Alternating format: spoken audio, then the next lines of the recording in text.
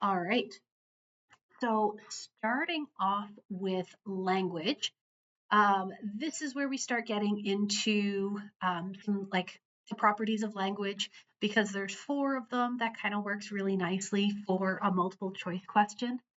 Um, Most of these are going to be fairly logical, like symbolic talks about symbols. Semantics, there's always meaning, but that might be a good question.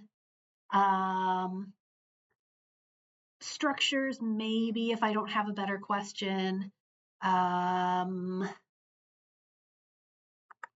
We talk a lot about like the specific milestones. Last time they weren't important, they're still not important. But some of the pieces of information that tell us that language might have innate components versus that language might have sort of learned components, those types of pieces of evidence are useful to know. Sometimes it's a matter of if I tell you that somebody has sort of gradually learned how to speak properly because they have been continually corrected, you would know that that's describing the learning process. But if I told you that somebody has gradually learned how to speak correctly despite receiving no formal feedback, then that would maybe be something that's giving us evidence against learning. So the specific examples aren't necessarily the important part. It's more the logic behind it and the big picture stuff, which again is kind of the same as always. All right. Are 3 different theories of language acquisition important? Behaviorist versus nativist versus interactionist. So I could ask you a question about those 3. As usual, whenever we have, here are some competing theories, there's multiple, it's perfect for a multiple choice question. But this is just reminding us that behaviorist explanations, as with anything behaviorist perspective related, it's all about the external environment, learning through experience, and having that change your behavior in the future. Whereas nativist is focusing on innate components, so biological predispositions and so on. And then interactionist, which is most closely related to what we actually know today, which is that it's a little bit of both. So that's a good distinction to be able to make. And again, so they have like specific pieces of evidence for this theory. I don't need you to know each of these studies, but knowing that your language production improves better when you have feedback would be support for learning. Some of the things that go against, again, big picture stuff like learning doesn't explain everything. We know that children are going to learn even without formal training. Nice and logical. All right. Critical versus sensitive period. That's a pretty important part of our nativist theory, so I might want you to know that. What else? That's not super useful. Oh, brain areas. So because brain areas are going to sort of run across multiple areas, that might be a good idea to be familiar with them. So this diagram, one of my favorites, lots of good labels, maybe something good to have on hand during the exam. But for language, knowing Wernicke's versus Broca's areas, and also maybe that pattern of how information comes in through that auditory cortex, through Wernicke's area where we interpret the information and assign meaning. Then it flows forward, where in the frontal lobe, we're going to be planning what we would like to say in response. And then it's going to help us form the words that we're producing to send the signal to that motor cortex. That flow, that process is a pretty useful one to know.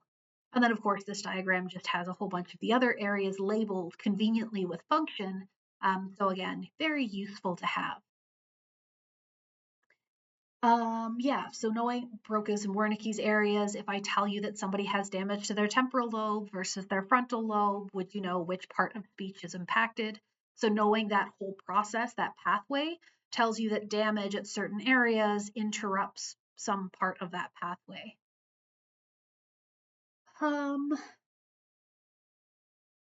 What else was really important? We talked a little bit about linguistic relativity. We talked more about forming concepts and solving problems. Looking at some of these things, it's like, oh yeah, there's way more in this chapter than I remembered. it means that I'm definitely not going to be able to ask questions about all the topics that I've raised. Those are the really important ones that jump out at me, but I'm definitely going to be limited, so I can't ask about all of them. But yeah, so looking at sort of how do we determine if something belongs to a category or not, there are multiple kinds, and I can give some good examples about somebody encountering new information and categorizing a particular way. So you'd be able to sort of apply this to that situation. Uh, Specific areas, not super important. I'm pretty sure we skipped that at the time anyways. Um, we spent a bunch of time talking about things like framing effects, the fact that how information is presented can influence how we think about it. That comes up not just in language and thought, but in other areas, so it's kind of useful to know. That also just applies to things like schemas and any kind of framing. Because even when we get into like our social psychology stuff, looking at our appraisals, uh, framing different situations can influence our appraisals too. So, as a broad pattern, it comes up in multiple places. Um, Heuristics, algorithms. So this is again a concept that kind of relates across multiple areas. The idea that we have almost like two separate sets of processing systems. So the heuristics and shortcuts and general rules, sort of being quick and dirty, something that doesn't guarantee a solution but might be a fast way to sort of run through some possibilities. We also talk about sort of a slow, steady, structured approach with algorithms. We repeatedly talk about fast and slow systems, whether it's in terms of general processing with automatic versus effortful processing, or a whole bunch of other examples. So maybe finding parallels between topics that bridge multiple chapters would be useful. Lots of specific types of heuristics. It might be easy to ask a question that mentions heuristics in general, and you might have to label which one it is that's happening, or like the types of heuristics versus an algorithm and knowing what's happening in a scenario. Lots of bias stuff that can relate nicely to our, not fallacies, heuristics. What else? Mental sets come up, mental sets and schemas come up repeatedly. I like stuff that I can talk about across multiple topics. But yeah, that's kind of the big important stuff for that chapter. So a lot of things that I could ask about and none that I'm sort of especially set on. So I've definitely pointed out more than say 5 or 10 things there, but at least you kind of get an idea of what I skipped over as not super important. Did I shake any questions loose on language here?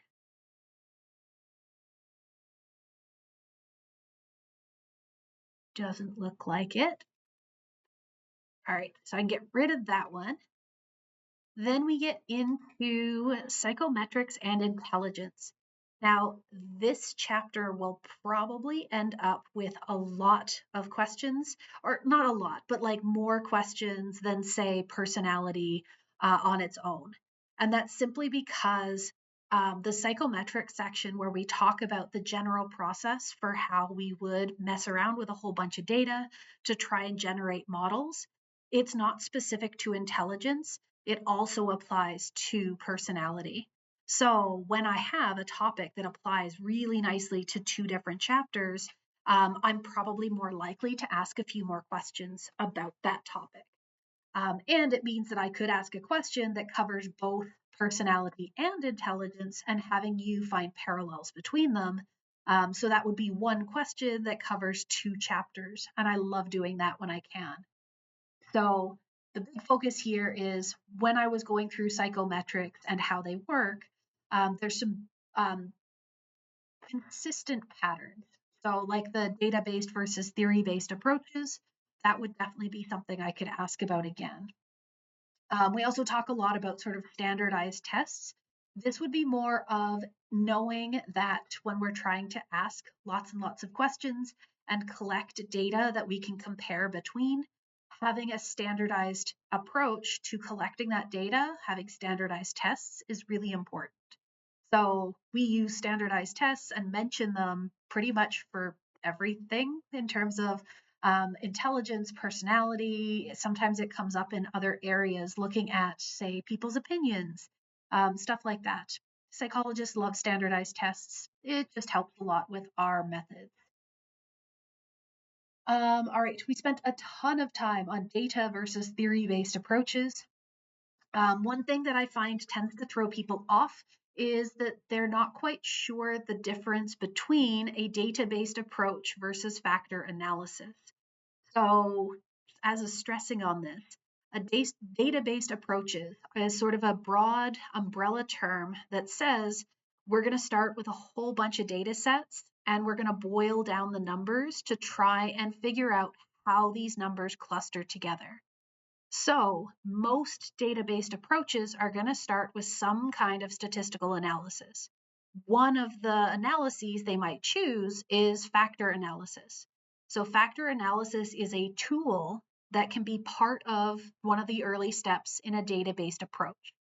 We then have to take the output of that factor analysis, all those nice little clusters or factors that it's going to spit out for us, and then we're going to continue on with our data-based approach to try and interpret those findings.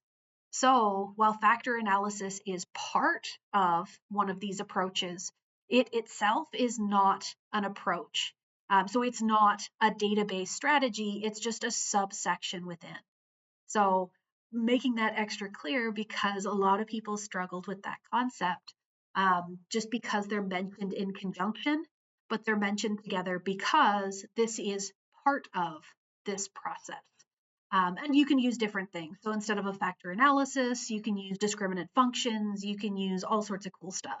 But factor analysis is nice and easy. So that's usually the route we're going to take. And by easy, I don't mean it's actually like a very straightforward process all the time, just that it has sort of a series of it has a standardized process. There's a number of steps you follow. There's programs that do it. So it's a complicated process that can be automated. That's how it's easy. All right. Then we get into actual intelligence stuff. So everything prior to this can apply to either intelligence or personality or both in conjunction. So then we get into intelligence specific stuff, and there are lots of different theories here. This is another one of those cases where, because we focused very specifically on a small subset of theories, I could talk about how somebody thinks about intelligence, and you would have to tell me which theory most closely lines up with their views. That would be perfect for this section. The same kind of a question applies for personality as well, where there's a whole bunch of different theories of personality, and I tell you that Bob has this idea about people's personalities. Which of those theories most closely lines up with his views? That's a fantastic question. So those are going to come up.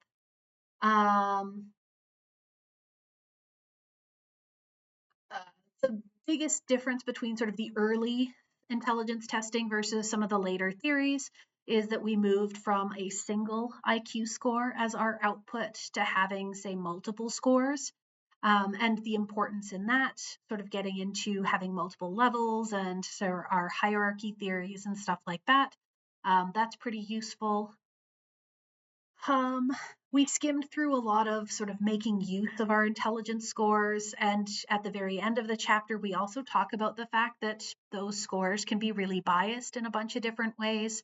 So knowing that, and the fact that there are sort of deeper considerations in terms of interpreting scores, that's just one of those general logic in terms of not trusting a correlation. This would also be a neat way to integrate that correlation from the methods chapter, simply because I could talk about, say, a correlation between IQ and job earnings, or IQ and success in university, or something like that. And while it's framed in terms of intelligence, I could ask you to just interpret what that correlation means. And where the idea being, if it's a correlation, we know that it's measured, not manipulated. which means I can't tell you that being smarter makes you do better in school because we can't make a causal claim with a correlation. So different ways of sort of thinking about that information. And you're going to find that the final exam ends up being a lot more interconnected. So I keep talking about, oh, this concept is in multiple chapters, or we can use this concept from another chapter in this scenario. That's sort of getting you to show off that you know these topics, you can integrate them, you can think a little bit bigger picture. So yeah, you also probably found a lot of that in the lectures where I would refer back to stuff we've covered, or I would sort of allude to the fact that we'd cover them again in the future. So this is just giving you a heads up that that's probably going to continue happening and be a lot more common on the final, just because I have more chapters that I can connect between. That was a whole bunch of a tangent, but back in the slides here, um, the different theories, definitely knowing the hierarchies and how they decided to break them up. I've said before, when we have open book tests, I'm a lot less concerned about asking you about, say, somebody's specific label for something. So if I told you that we were looking at Thurstone's 7 relatively independent primary mental abilities, which of these applies to somebody who's really fast at noticing things in their environment, we could say perceptual speed or something like that. Again, I only get a couple of questions, but this is one of those times where knowing that it's an open book test and knowing that I'll be able to ask things like that, you're just going to want to have, say, an easily accessible set of notes to look at. All right, these are just more of those theories. Concepts like fluid and crystallized intelligence come up an awful lot across multiple chapters, so I will probably ask something about those. We don't talk about a lot of specific standardized tests, but we focus a lot on this one here because it does something that most of the others don't. Having an important test that stands out might be something good to know. What else? This is another one of those concepts that bridges multiple chapters, starting to look at the nature versus nurture components. So talking about evolution, natural selection, why we might see certain traits in the population. This could be raised in relation to intelligence, but it could also be talked about in terms of personality. Heck, we could make connections to development. So understanding the general concepts and being able to apply them in a couple of different scenarios would be a good way to bridge the gaps between different topics. Again, heritability coefficients versus concordance rates, tying into correlations, they come up often, therefore you should probably know how to interpret them. This was just a lot of information talking about how that works. The twin and adoption studies. So family studies, twin studies, adoption studies, and knowing the difference between all of those, definitely still useful. It's also a way that I can ask you about correlations and heritability coefficients and so on and so forth. All right. So these were the different ways that those scores can be biased. Looking at things that influence intelligence, knowing the basics of, say, socioeconomic status correlates. We know that there are sex differences. We know that experience will influence intelligence, stuff like that. Clearly, I don't have any specific questions that hop out in this area, though I have other areas I'd be more likely to ask about. But again, just sort of knowing the basics in here for things, especially that will then tie to later chapters. So, like our self enhancement bias, that might end up linking to some of our social psychology concepts because it's all about how we think about ourselves. So, parallels make it more likely to ask about them. But yeah, this section doesn't have as many sort of jumping out at me sections. All right, did that end up taking questions loose? I've been kind of watching to see if anyone's been typing or raising hands, but We're doing good so far. All right. And then personality. Um, the first two of these, I've been doing 3 chapters, which means that we kind of info dump. The next two are just going to be 2 chapters each, so that'll be a little bit faster to get through. A lot of the personality stuff is going to be me just saying this is the same as intelligence. So a lot of the concepts that come up in both are therefore then more likely to be asked about because they come up over and over again. Usually it's a good idea to know the general concept. If we're talking personality, what does it mean to have a personality? What makes up our personality? Stuff like that. Again, we have our different perspectives, the psychodynamic versus the cognitive. Because those come up often, it's good to know them. Freud especially comes up a lot, and even in today's recordings, looking at this psychoanalytic theory, because it's something that comes up repeatedly, it's a fantastic bridge between this chapter and chapter 16. So knowing the components of his theory would be a good idea.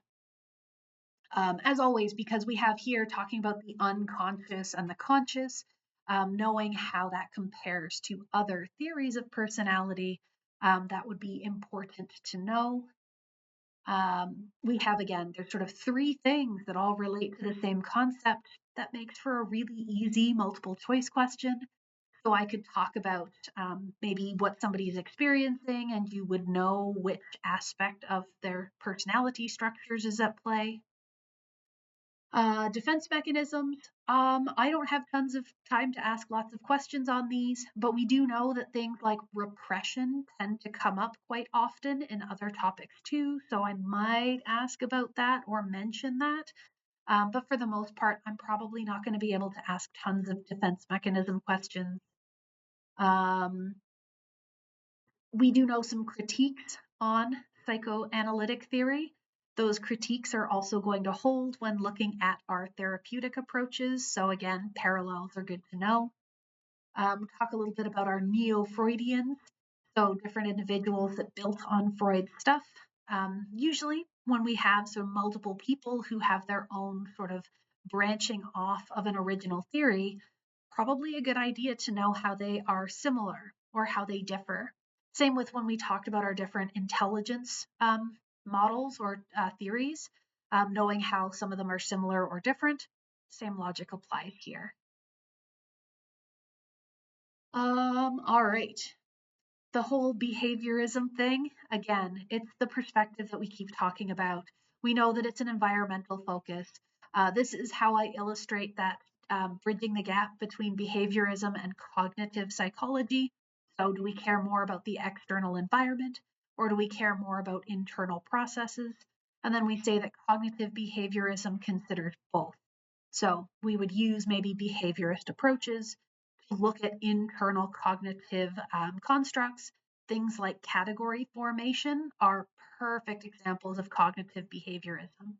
And again, because it comes up so often, I could ask you about this from a whole bunch of different frameworks, whether it's personality or intelligence or whatever else. We talk about the logic behind, say, operant conditioning in multiple chapters, so probably a good idea to know how that works. Basically, the consequences that follow an action will determine if you do that action again in the future. So I tell a joke at a party and people laugh, and then I feel good about it, I'm more likely to tell jokes in the future. Then we add more cognitive layers on top of that and start looking at, say, thinking about others' actions and modeling or copying their actions.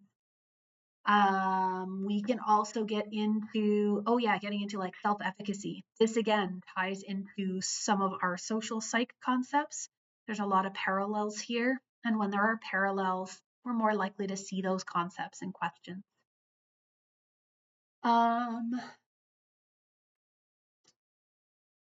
Else? Humanistic stuff comes up again in treatments.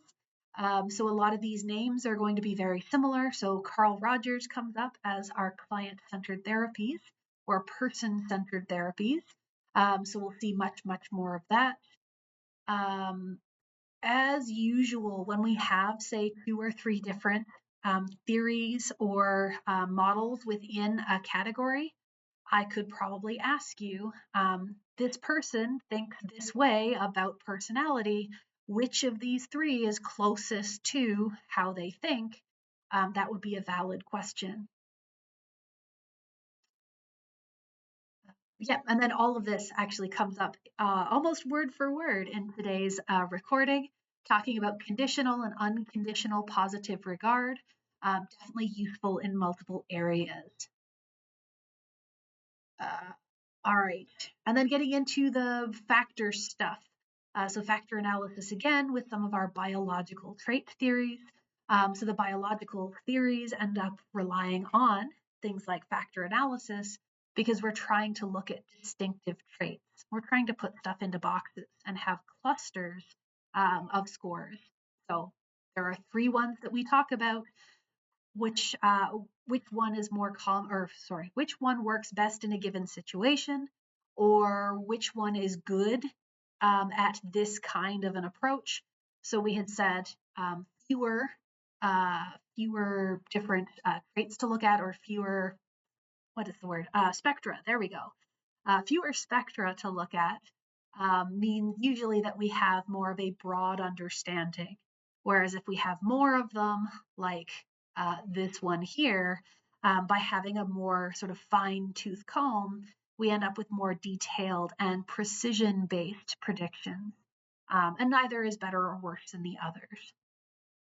Again, look, we now talk again about genetics and how that ties to the concept because it comes up multiple times. Pretty important to know. All right. Evolution comes up again. Looking at some of the assessments. This is another concept that's come up multiple times, the reliability versus validity. Since those come up in a bunch of different places and they could be applied in a lot of different areas, I could ask you something about reliability in terms of an intelligence test. Or I could ask you about reliability in terms of an experiment looking at interpersonal interactions for a social psychology approach. These aren't specific to any one of these topics. It's all about the research, investigating those topics. So knowing that and knowing how to apply these to sort of different situations would probably be pretty useful. All right. Yeah, and that's pretty much it for personality. Those are sort of the high points and the things that jump out at me. Um, all right. That was everything I wanted to get through for those.